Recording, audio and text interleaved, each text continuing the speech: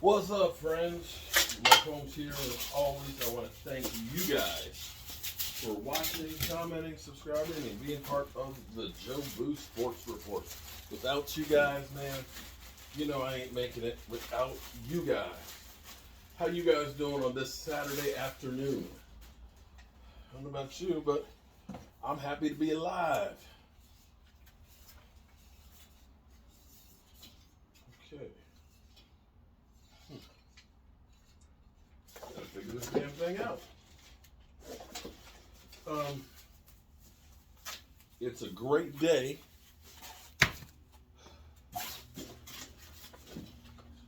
to do some work. And that's exactly what I'm doing. I'm doing some work here in the shop. I got a Mississippi. I got two Mississippi States racks. I got a Carolinas rack to go up here. I got some Cowboy ones to go up in here, and some of those are going to be going to you guys as prizes for our giveaways for helping support the channel. So I appreciate each and every one of you guys. So we have some news here. Some great news, as a matter of fact. More money, more money, more money. The Cowboys have more money to work with. Here's the great news. The Cowboys have the third most rollover rate. That's basically the money that you had left over from last year that you didn't spend, and you roll it over to this year's, so it's added to the cap. So adjusted rate cap numbers. See, the cap it's crazy. There are people that's all they do is figure out the cap for teams. Most people don't understand it. I'm not sure I really do.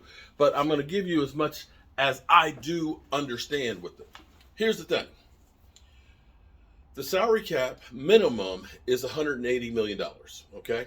We know that the original cap number was, bottom line, they're worried about the season being canceled, so they said, regardless of what happens, we will not go below 175. NFL has now since looked at it and said, okay, we did better than that, so we're going to say the worst case will be 180. So basing off of a $180 million cap number, and again, it's not like, it's kind of like this. I'll tell you what. Over here is my electric panel, okay? Right? There's the electric panel. I have 200 amp service, okay? This is actually perfect. 200 amp service, right? So when you look at that 200 amp service, right? If you go in there and you count the number of breakers and add up all of the breakers that are in there, I guarantee you I have more than 200 amps worth of breakers. I can tell you because there's a 100 amp breaker alone in there that goes to the second panel, which takes care of the whole workshop. So that's 100. Then there's another 50 amp breaker for the stove. Then there's a 60. There's a 60 for the outside unit for my AC. And then there's a 30 amp for the hot water heater. So you see what I'm saying?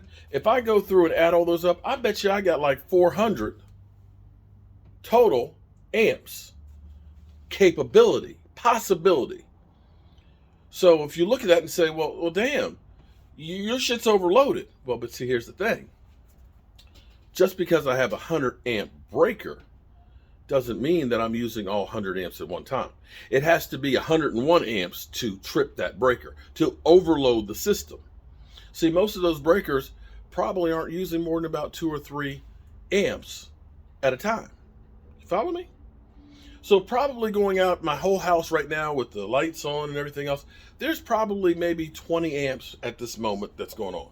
You know, when you kick on the circular saw, you know, it'll draw a whole, you know, it might draw like 10 or 15 amps at one time, which is why sometimes it'll trip the breaker, because it's shocking right now. And that's like the salary cap. So the salary cap, you may have somebody that has a $100 million contract, but you're not using all 100 of that contract this year.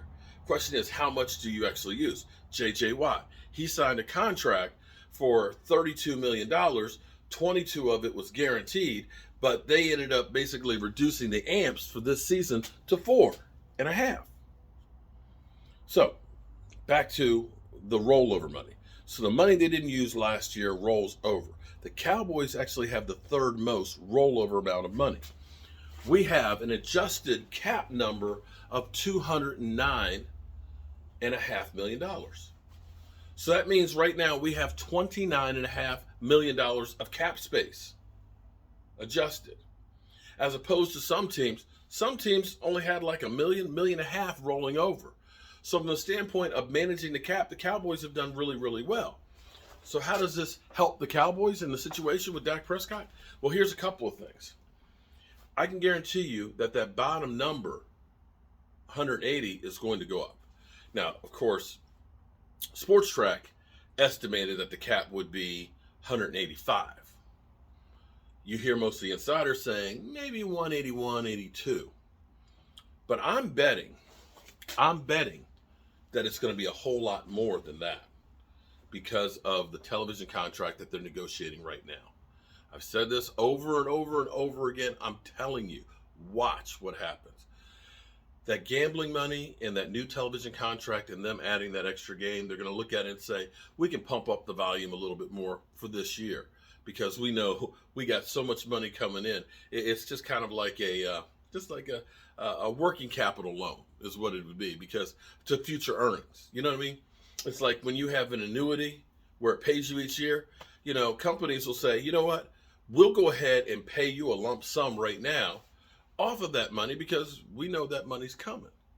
And so that's great news if you're the Cowboys because you've got players that you may want to re-sign, Emerson Griffin, Joe McCoy, and Alden Smith, maybe a Woozy, or maybe Jordan Lewis. Oh, and Dak Prescott.